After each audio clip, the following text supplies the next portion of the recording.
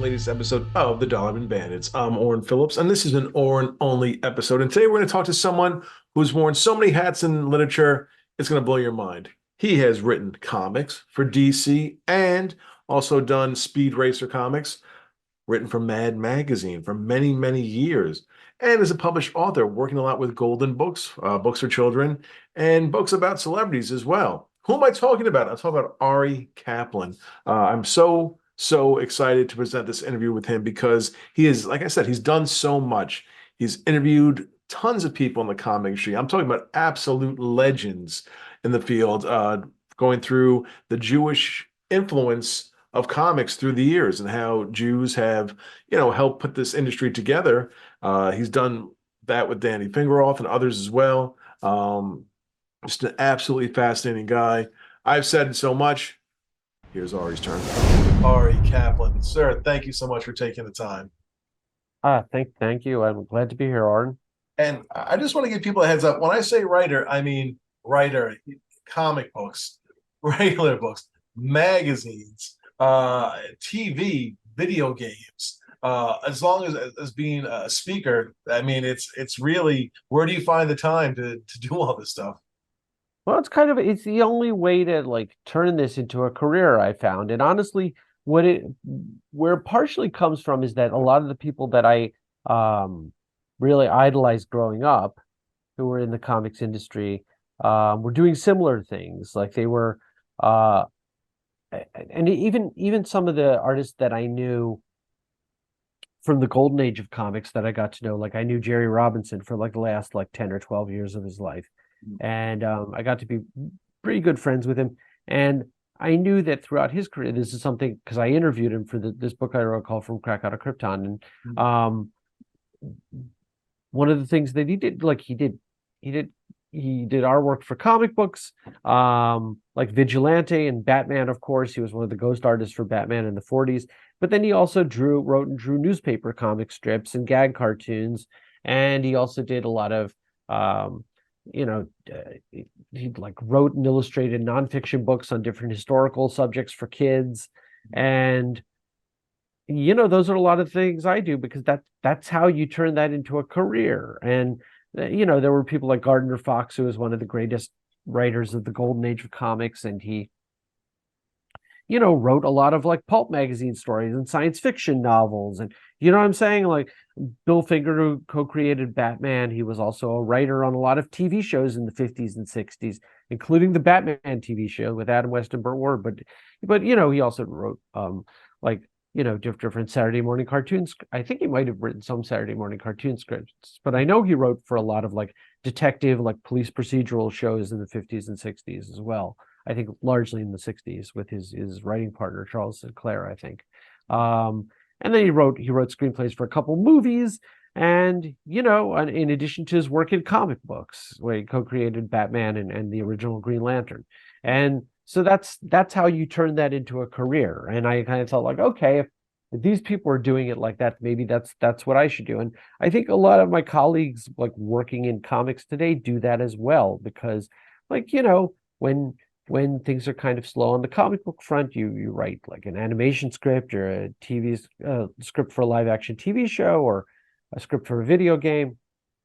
And sometimes you do them all at once. And because you kind of put yourself out there that I'm good at doing this type of writing and that type of writing. And that you have like you develop a bunch of different sets of skills. I don't know, I sound like Liam Neeson and Taken, but I do have a very particular set of skills.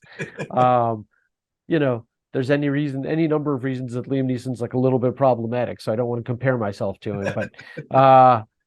But what he said in that movie definitely applies to being a freelance writer, I think, especially in the comics industry.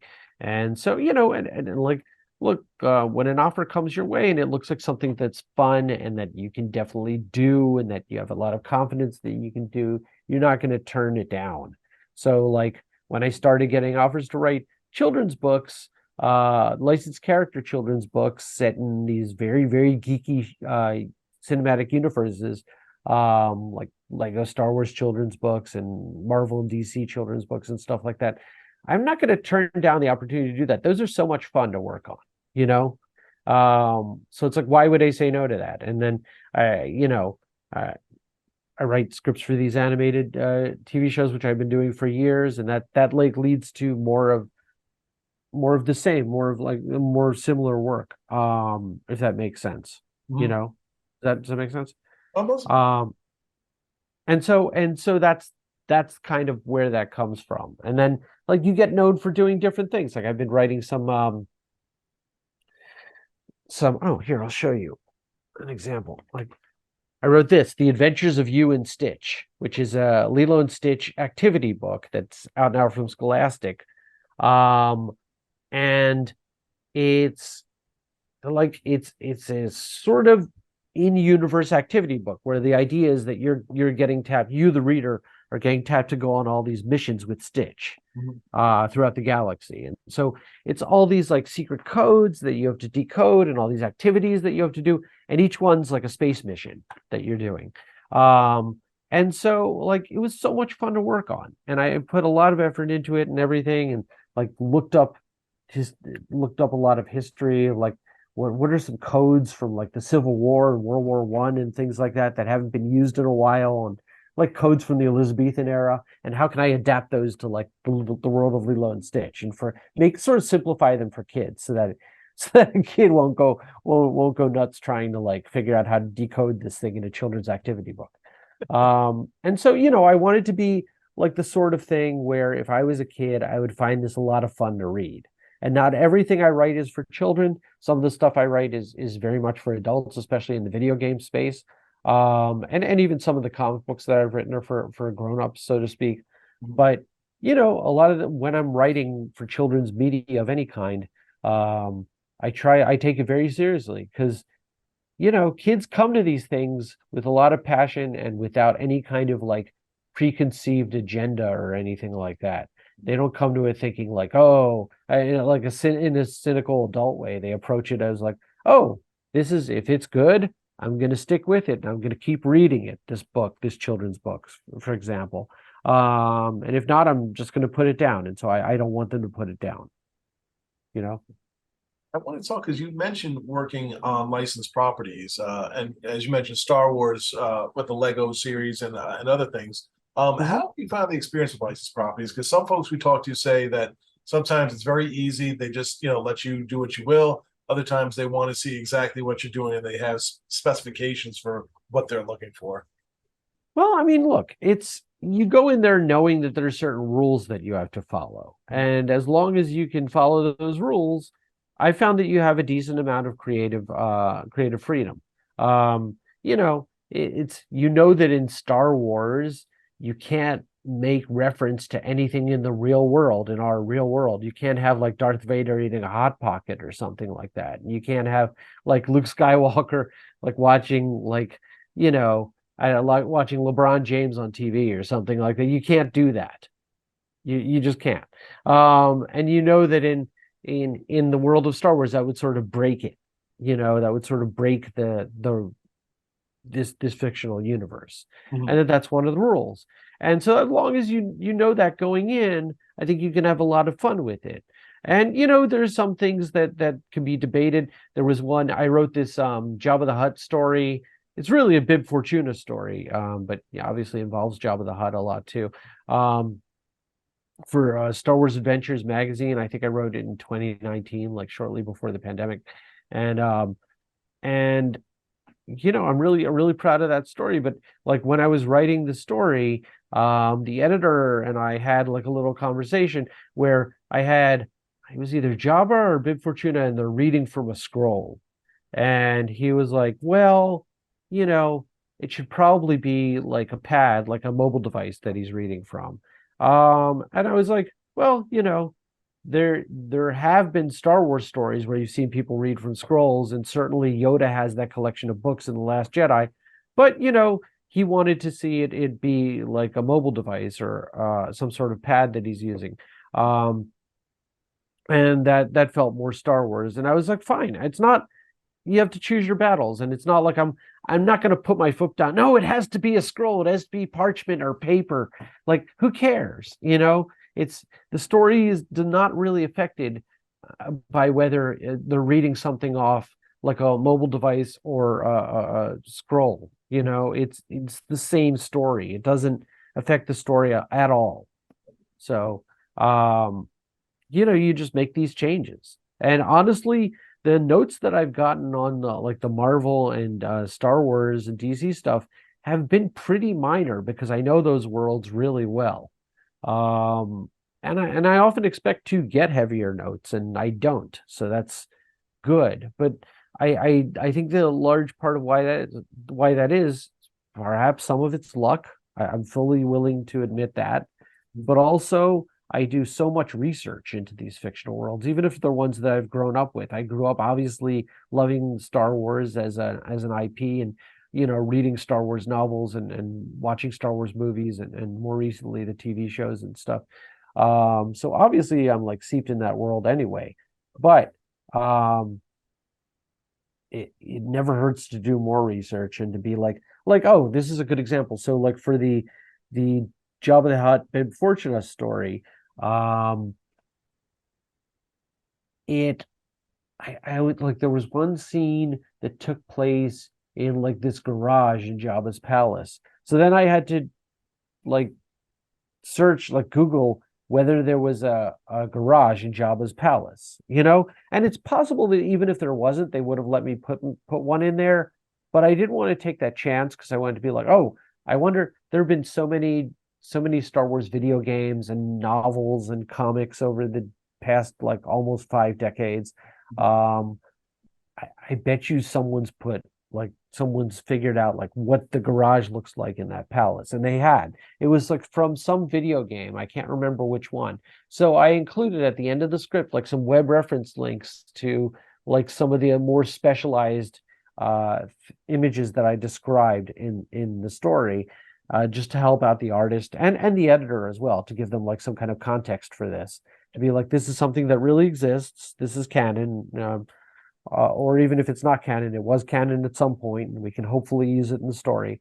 And so, yeah, for that, I like found some screenshots online of like what the garage looks like, and I was like, here's some links to it, you know. So, It's got to be kind of because you just said, you know, that you're a fan. This is what you grew up with. That you mhm, are putting your own chapters and you're kind of carving, you know, stories into this Star Wars lore. mhm. Uh, how does that feel to be part of that now? Oh, it feels so much fun. I'll tell you something. It's like when I was first the I guess this is the only time I've written a Superman story, although not really, because I there is a Superman story I wrote after this, but I'll tell you about that in a minute. Um, but the only like canon Superman story I've written, the only Superman story that's considered part of like the main canon of DCU, um, is this story I wrote back in 2009, almost 15 years ago, for the DC holiday special that year. Um, and it was so much fun. And it's a Superman Hanukkah story, where Superman fights a snow golem or a snowlem. And what was funny is this came out like right before Adventure Time started airing, and there's a snow golem in that show too. And so obviously I had no idea that Adventure Time was about to come out. Adventure Time had no idea that I was writing this story. It was totally a coincidence, but I just think it's funny that for some reason there were two snow golems in pop culture at the same time. And then it's totally coincidental. Um, but for that story, it was such a weird experience writing like page one, panel one. We see Superman flying over Metropolis. I was just like, I just couldn't, like, for a minute I had to like sit there and like take it in. I just couldn't believe, I couldn't, like, my brain wouldn't accept that I was writing these words and that they were actually going to be published, because Superman was such a foundational character in my childhood and my like early development as a kid. Mhm. And it was such an iconic character to me. And I know obviously that's not, I'm not saying anything revolutionary. He was that to many millions of people. And he's one of, I don't know if it was Harlan Ellison who said that Superman is like one of the five pop culture characters that every man, woman, and child on earth knows, can recognize just by looking at them, you know. But he is really that iconic. And so to even write just like a little 4-page Superman story in a holiday special, which is all this was, I'm not saying, I'm not making it out to be more important than it was. I know it was just a silly little story, holiday story. Um, but even that having been said, it was very, I just had to like sit with the moment and like just process it. You know what I mean? Because I was like, oh, I can't.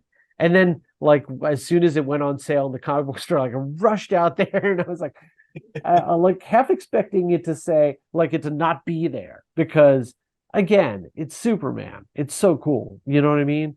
And at that point I had already written like some Simpsons comics, some Bart Simpson comics for Bongo Comics, Matt Groening's comic book company, which is no longer around. I think he has a different comic book company now, but this is the one that published Simpsons comics for a couple decades. And I had written some Ben 10 comics for DC as well, and some Looney Tunes stories for DC, and all of this stuff was also very, very iconic. And I have a very deep connection to the Looney Tunes characters as well.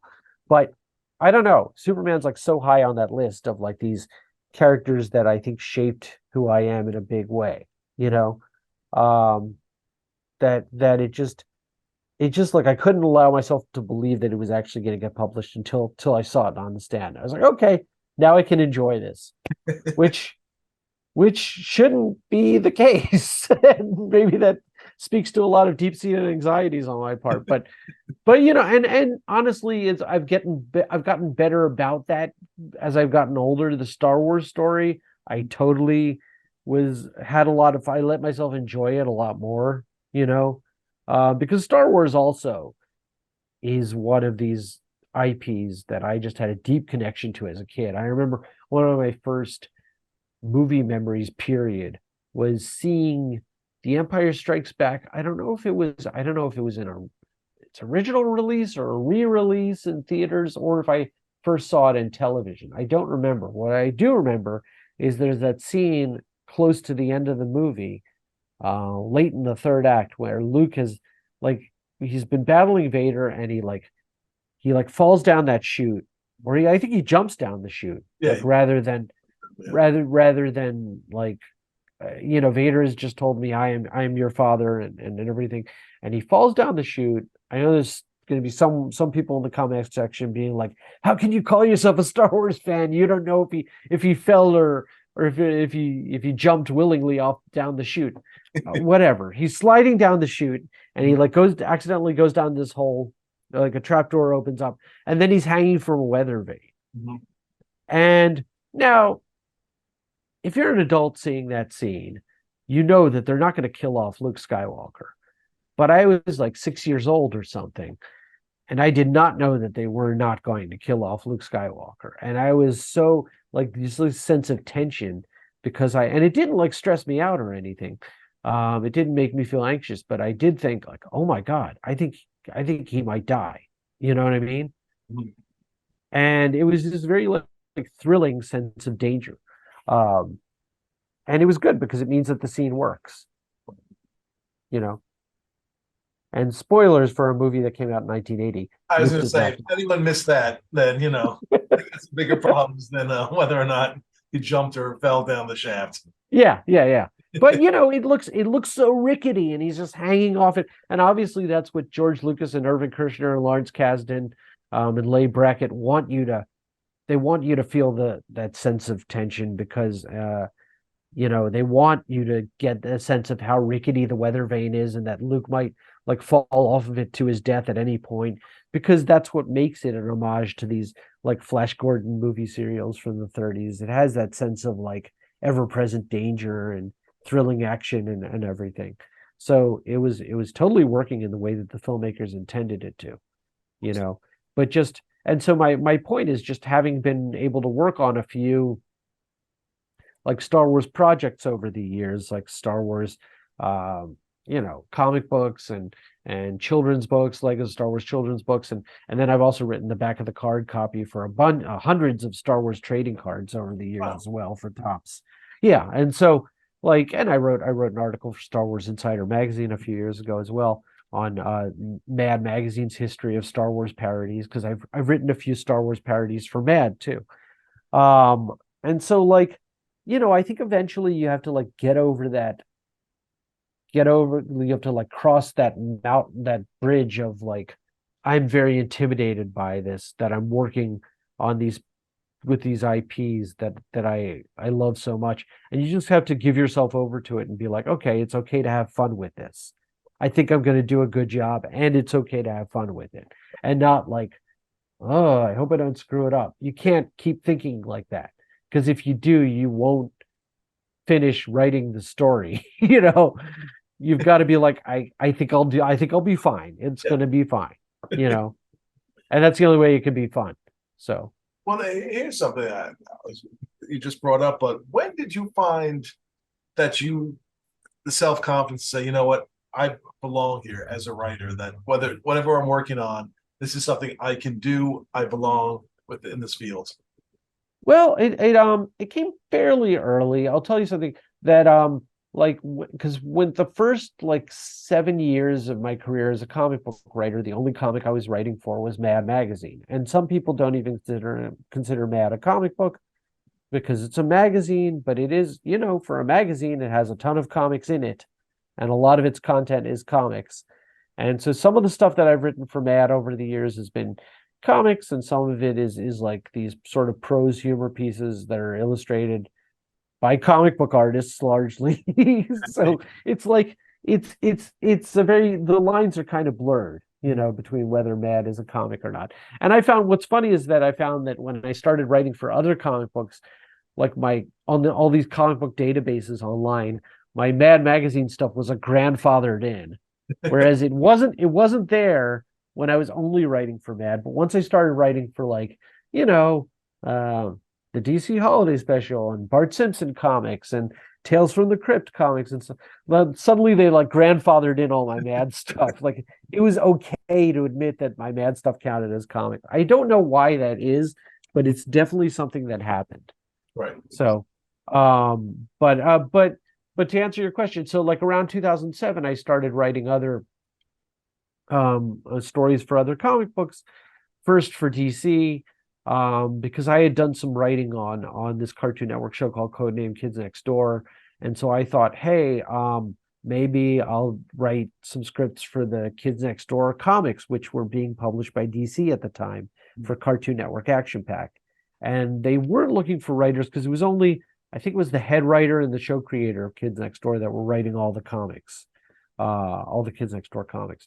But a wonderful editor named Joan Hilty, who was editing Cartoon Network Action Pack at the time, was like, well, we're not looking for that, but we are looking for someone to write Ben 10 stories for Cartoon Network Action Pack. Can you pitch us some Ben 10 stories? And I did, and I started writing those stories. Like they got accepted pretty quickly, and then right after that, right when I was like when I was in the middle of writing them, I was also attending my first San Diego Comic Con. This is in 2007, July.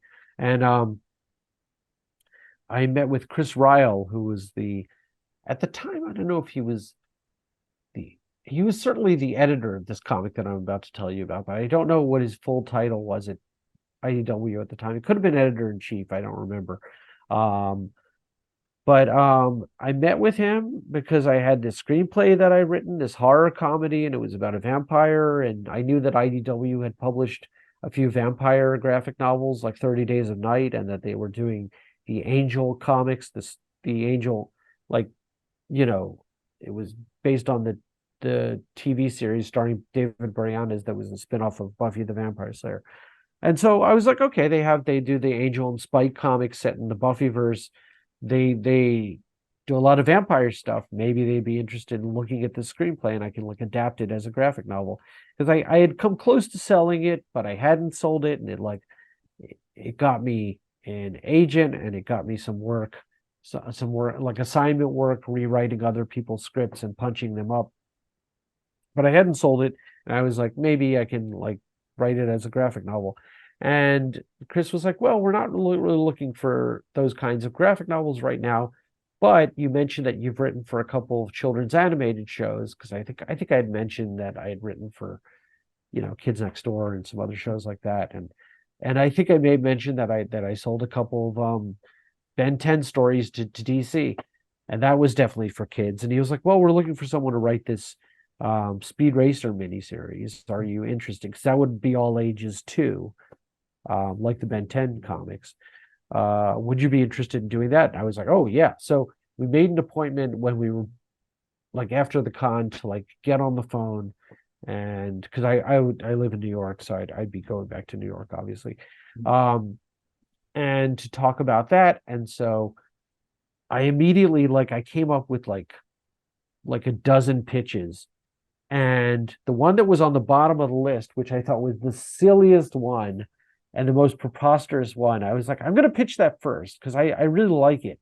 And it was this pitch called Speed Racer Chronicles of the Racer, where Speed Racer discovers that he is the last in a long line of champions known as racers, that this is part of the family line that's existed since the beginning of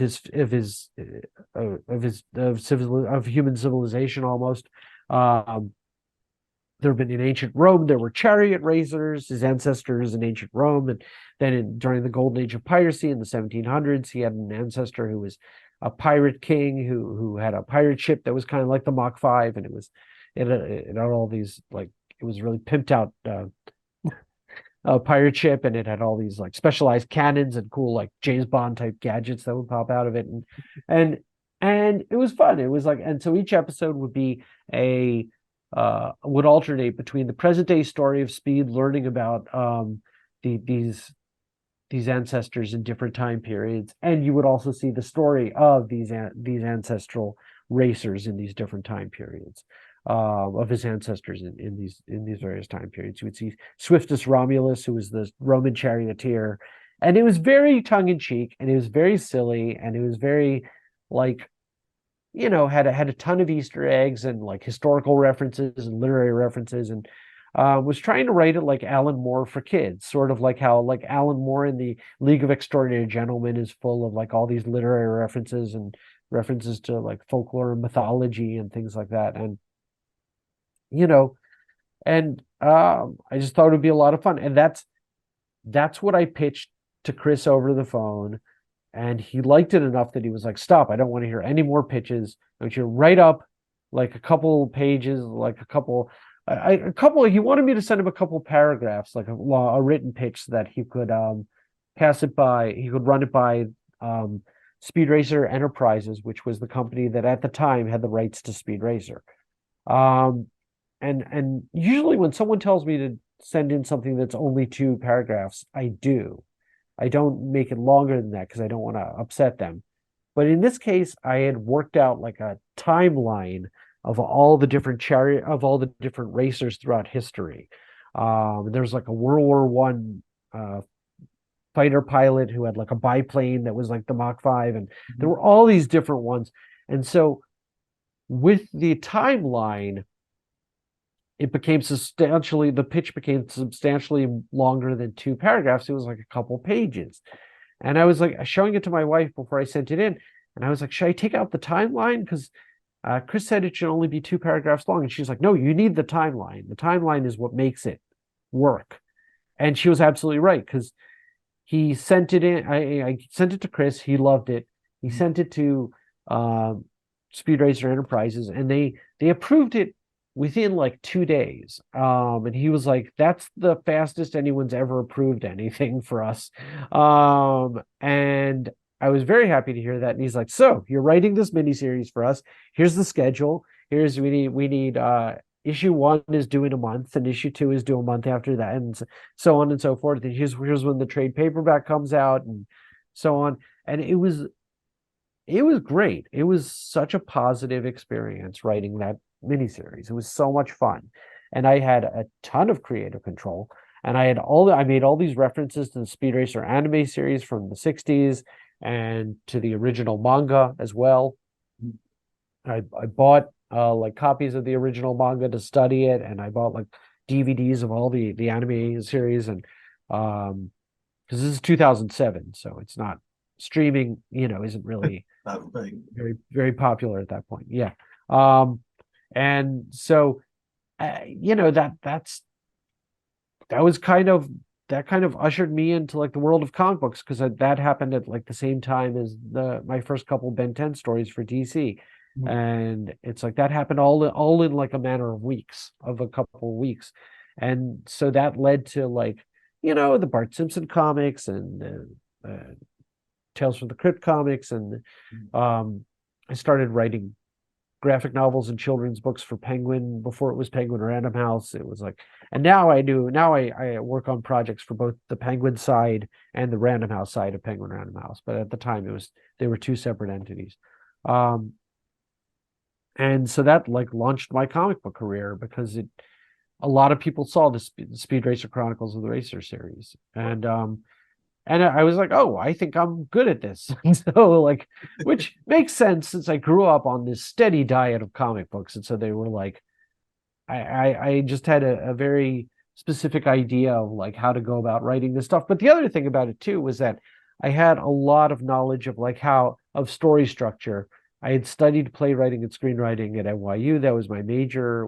It's what they call dramatic writing at NYU, at the Tisch School of the Arts, and so that was my major.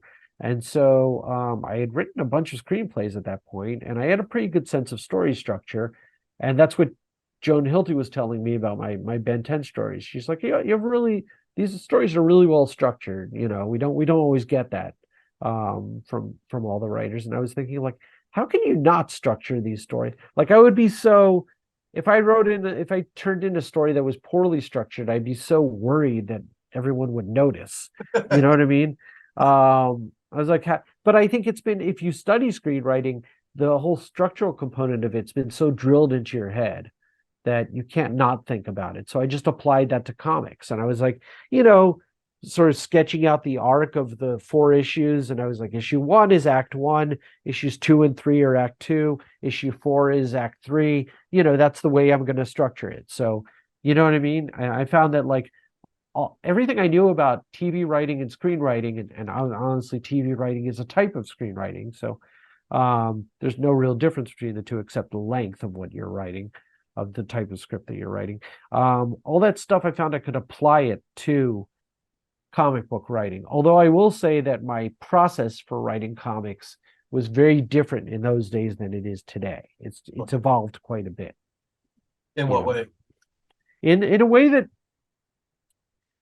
in those days, I took my cues just from screenwriting. Well, I took my cues from screenwriting, but the way I write scripts for TV shows and movies is different now too. And the way I write everything is different, because the way I write everything is very similar now. Which is to say that I almost always start with drawings, with thumbnail sketches. I started out drawing cartoons for magazines like Nickelodeon Magazine, like little gag cartoons. And before I even wanted to be a writer in comics, I wanted to draw comics, but the types of drawings I wanted to do were always very cartoony and silly and funny.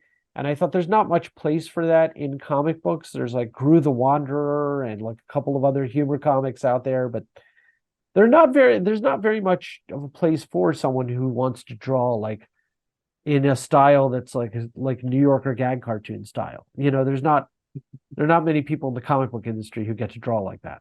Right. So I was like, maybe I'll write comics, but since I'm such a visual thinker, and that is the way that I think about story, what I've noticed is the easiest and most organic way for me to develop a story is by starting out with thumbnail sketches that are like a comic book, where I'll just draw out the characters and just be like, okay, what do I know about this character? Have them doing something like watching TV or something like that. And I'll be like, okay, now I know a little bit about the personality. Let's build it out from there. And then what I usually do is I have like a sheet of paper or like a document on my computer that's called like the story cauldron. And the story cauldron is like this, it's like a big vat or a cauldron, and I just fill it with like everything that I want to know about these characters, and like story ideas and like stuff that ideas, like no idea is a bad idea. I'll just throw in a bunch of ideas and see what sticks. And this is like how the very early in the story development process.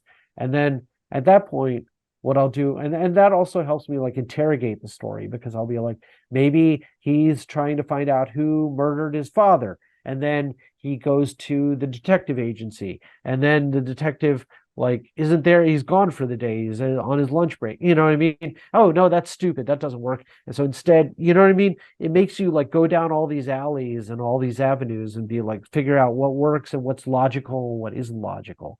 And so that's creating this thing, this part of the story cauldron that I call the logic map, which is sort of figuring out what works and doesn't work about the different story paths. And then while I'm doing that, I'm like drawing out the story in thumbnail sketches based on what I've written. So it like goes back and forth between the thumbnail sketches and the writing.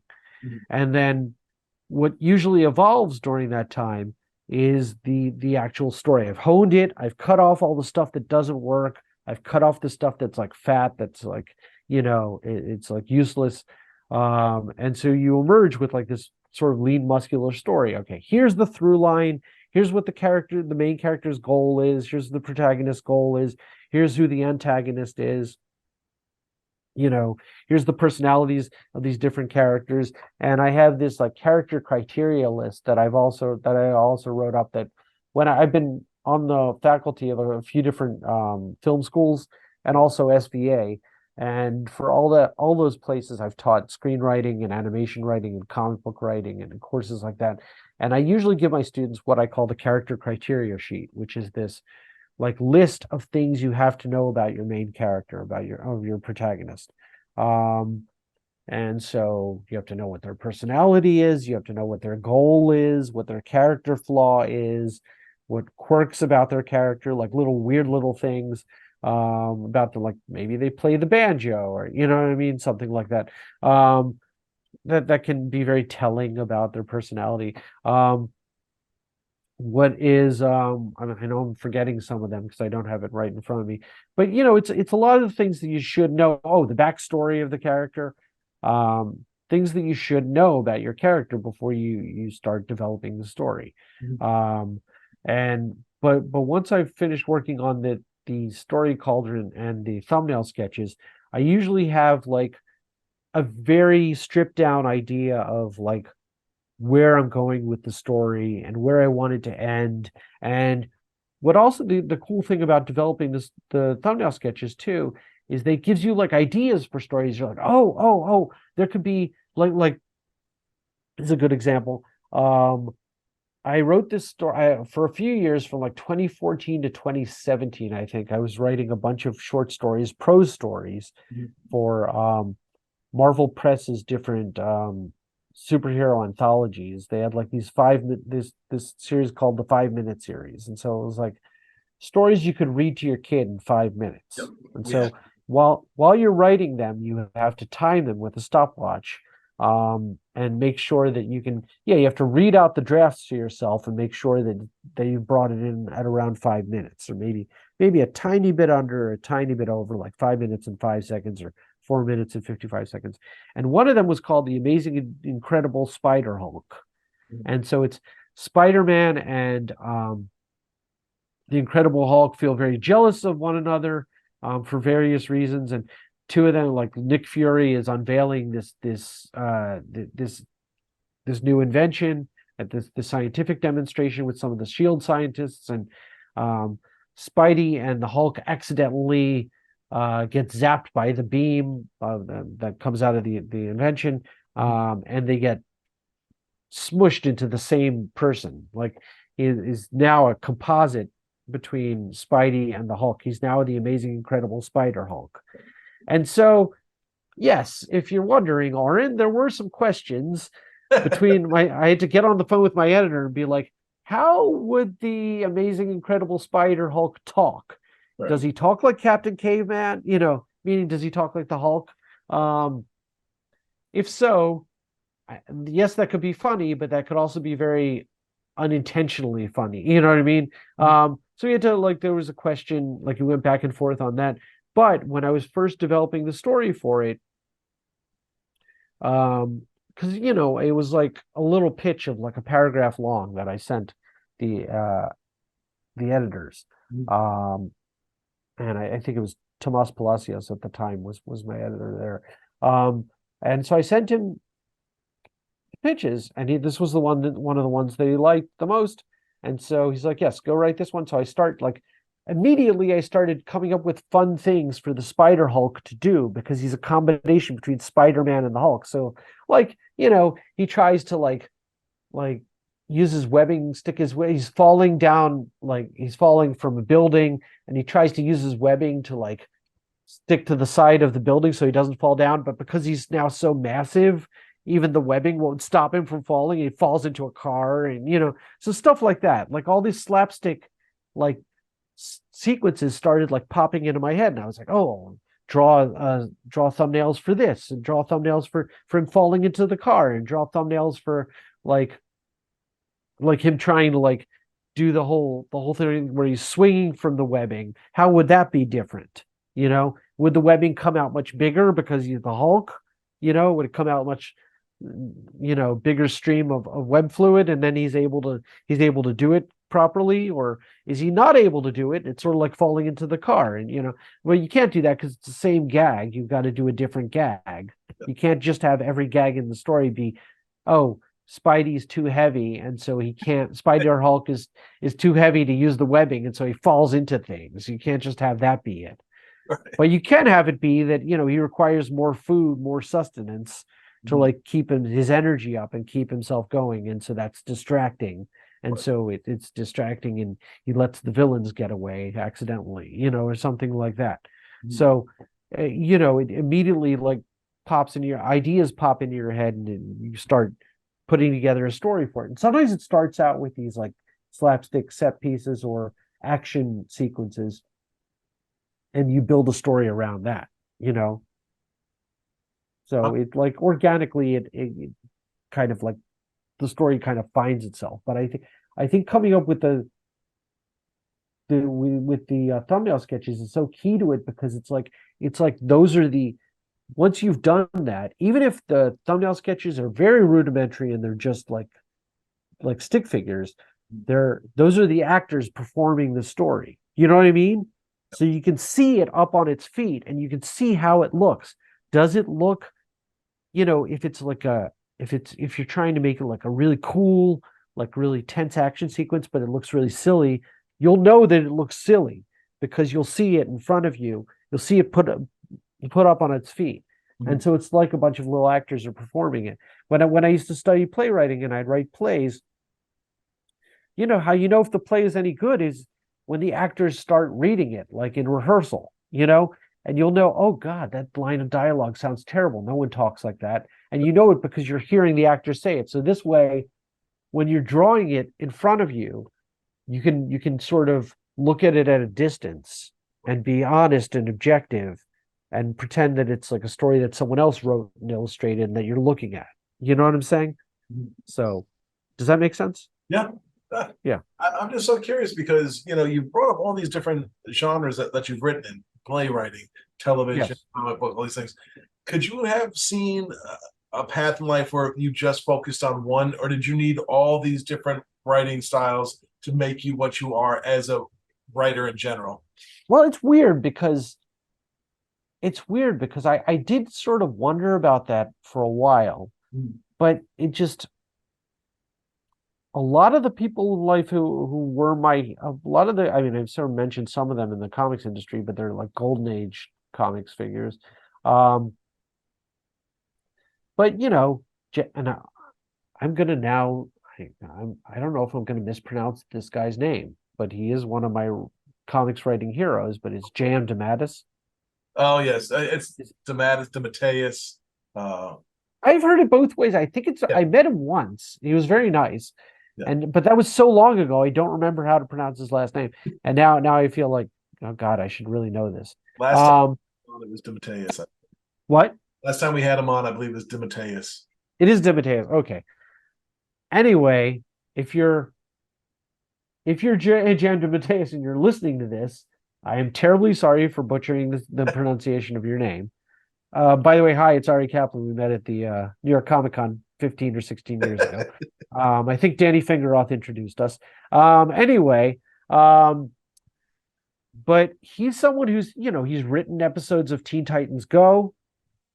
He's written episodes of more serious and action-oriented animated shows. He's written comics for adults. He's written comics for kids. He's written like wacky Justice League International comics in the late 80s and early 90s, which I was a big fan of growing up. Mhm. I was a big fan. That was a big influence on me. And him and Keith Giffen, wrote those stories. And Keith Giffen, unfortunately, just passed away. And Keith Giffen was another one of my heroes in the comics industry. I met Keith once when I was like, I want to say 14, and I showed him my drawings in my portfolio and told him I wanted to be a comic book artist because at the time that was the case.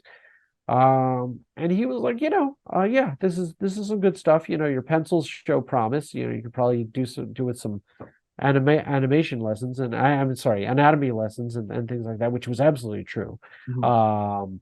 I took this weird amount of pride in myself that I was self-taught, which at the time, just get over yourself and take some fucking animation lessons. Like, and which I finally learned when I was in college, and I took a ton of animation lessons and life drawing classes and things. I'm sorry, I keep saying animation lessons. I mean Anatomy. anatomy lessons. But I started, I took a lot of art classes because I realized, I need some formal training. Mhm.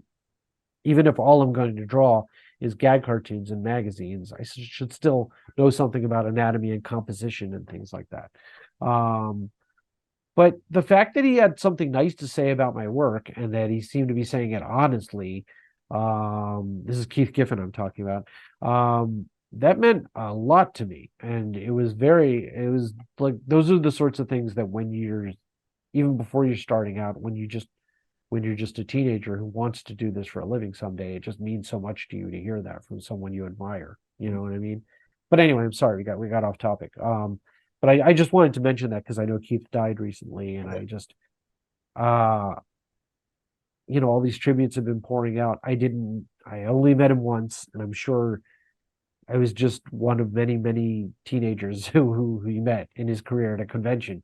But yeah, he was great. But Jim DeMatteis, he writes prose novels, he writes comics, you know what I mean? He writes, like, think of the fact that this is someone who's written like Greenberg the Vampire, the graphic novel for Marvel. Mhm. Also wrote some very funny episodes of Teen Titans Go, which is one of my favorite animated TV shows right now. And they couldn't be more different. You know what I mean? And so, like, but people like him, people like Harvey Kurtzman, people like Terry Gilliam, people like Richard Pryor, people like Ernie Kovacs, Conan O'Brien, you know what I mean? Mindy Kaling, like, just people I admire in the arts, like, do a lot of different things. You know what I mean? Phoebe Robinson is someone right now who, like, just as a comic, as an author, as a comedy writer, like, you know what I mean? I just have a lot of respect for what she does, and her writing style is just really funny. But she doesn't limit herself to just one thing. But all these things are kind of connected. You know what I mean? Um, with a lot of the people that I mentioned, like, you know, with Phoebe Robinson's work, her stand-up voice is very similar to her authorial voice in like her books of humorous essays that she's written. And her TV scripts have a similar voice as well. So it's all kind of connected. You know what I mean? Yeah. When Harvey Kurtzman stuff, when he did like the animated shorts that he made for Sesame Street in the 70s, felt very much like the stuff he was writing for Mad Magazine, for Mad Comics back when it was Mad Comics in the 50s, and the early issues of Mad Magazine that he wrote as well. So it's like, it's kind of all of a piece. It all becomes part of this big tapestry that's called a career. You know what I mean? Yeah. And yeah, look, it's a really good question, Aaron. There are some people that just stick to one of these things. And but and I admire that as well. I admire people who can do that as well. Right. But just for me, it's like, I don't know. I mean, if someone offers me a chance to, and this happened in such a random way, but like, the whole way that I got into writing these licensed character children's books was that I was doing a lecture on the history of Jews in the comics industry back in 2008. And randomly enough, weirdly enough, one of the people in the audience was an editor of Penguin Books. At Penguin, like, books for young readers. It was the Grosset and Dunlap imprint. which is, by the way, the imprint that these days I've been writing the 96 Facts series of books for, like Yeah. 96 Facts about Taylor Swift, which is doing really well. And, back then, and I met her name was Bonnie Bader, and she was very nice. And um, I think I said during the lecture that I had written the Speed Racer Chronicles of the Racer, that it had just come out in trade paperback. And I think she wanted to see a copy because they were doing some Speed Racer children's books. And they didn't need a writer for those, but it gave her the idea that maybe I could write some children's books or children's graphic novels for them. And so I did. And not long after that, I wrote a Club Penguin graphic novel for them. And then that led to other stuff, other like licensed characters, children's books, or graphic novels. And so, yeah, it's something different than what I had done. Up until that point, I worked in television and video games and comics, but nothing in children's books. But you get offered these fun things to do, and they seem like they're going to be a lot of fun to do, and that they're going to take your career in a new and interesting place. It's not a great idea to turn it down. You know what I mean? So, I want to have you back on to talk about A-Mad magazine and B, the history of Jewish people in comic books. Sure, yeah. But for right now, where can folks find you? Where can folks see what you're working on? Oh, okay. Yeah, a few different places. Let's see. So yeah, the Adventures of You and Stitch is out right now. I think it's available online, and I think it's available through the Scholastic book clubs. I think they're calling themselves something slightly different now, which is on a recent blog post I mentioned that.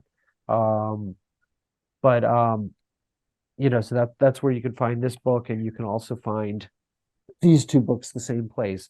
Spidey and His Amazing Friends board book called The Great Food Truck Caper, which is not only a book, it's also a toy, children. Toy. You can is it a car? Is it a car? Is it a book?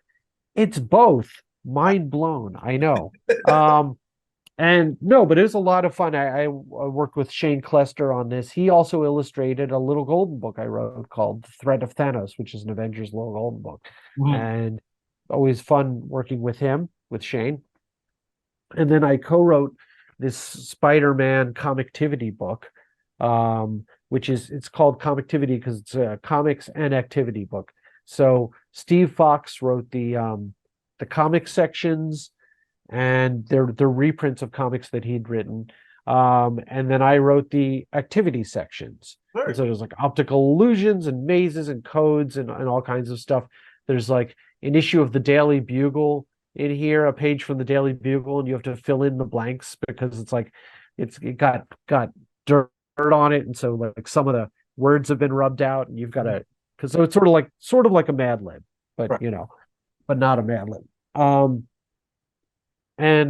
So it's got a lot of fun stuff like that, and the Great Food Truck Caper is set in the world of the Spidey and His Amazing Friends show that's on Disney Junior right now. And so those are all from Scholastic.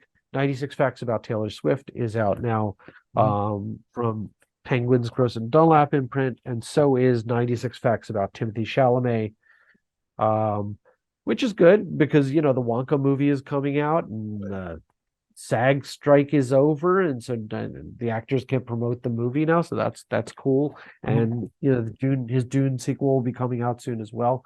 Also, I wrote the Gremlins Little Golden Book and the Goonies Little Golden Book, both of which are out now from Penguin Random House 2, from the Random House children's books imprint at Penguin Random House. And they're not only are they little golden books, they are Funko Pop little golden books, as you'll probably notice from the titles, from the covers rather. And the Goonies one was illustrated by Jason Angelone. I hope I'm getting this pronunciation right, because I've only seen it in print, but it's either Jason Angelone or Angelone, but it's Angelone.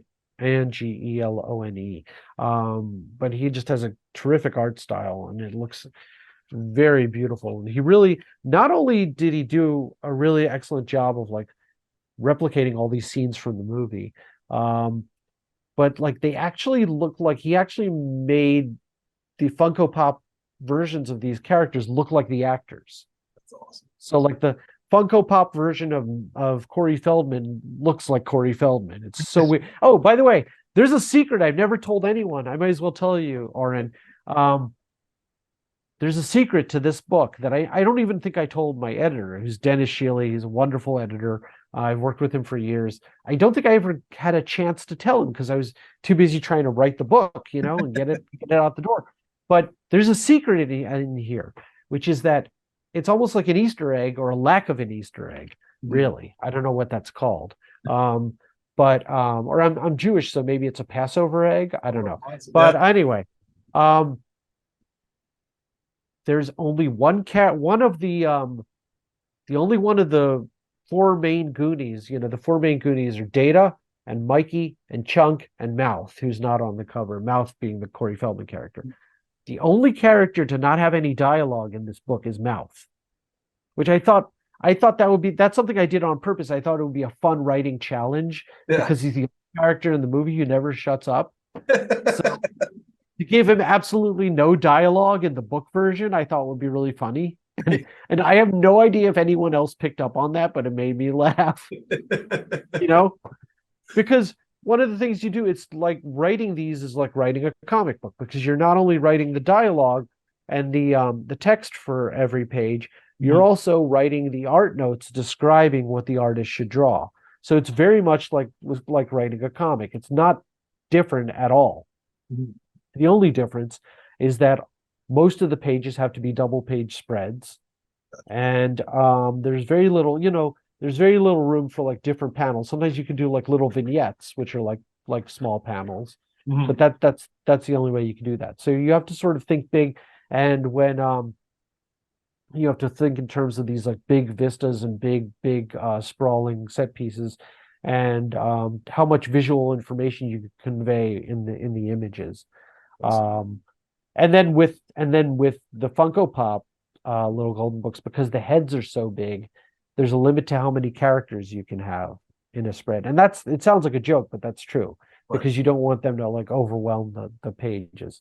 But I'm really proud of my work on those, and I think they turned out really nicely. And I've written like 5 or 6 little golden books that are like Spielberg produced, that are parodies of like adaptations, not parodies, of Spielberg produced movies from the 80s and 90s.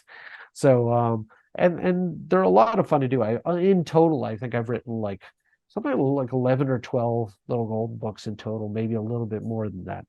And there's so much fun to write. And it's another thing, like Archie comics, like Simpsons comics, like Star Wars, like Superman, like Spider-Man, like a lot of these properties. These are things that I grew up with, and and if you have Netflix, I wrote an episode, a freelance episode of a preschool animated series that's on Netflix called Charlie's Colorform City. It is an episode, it's one of the fairy tale parody episodes.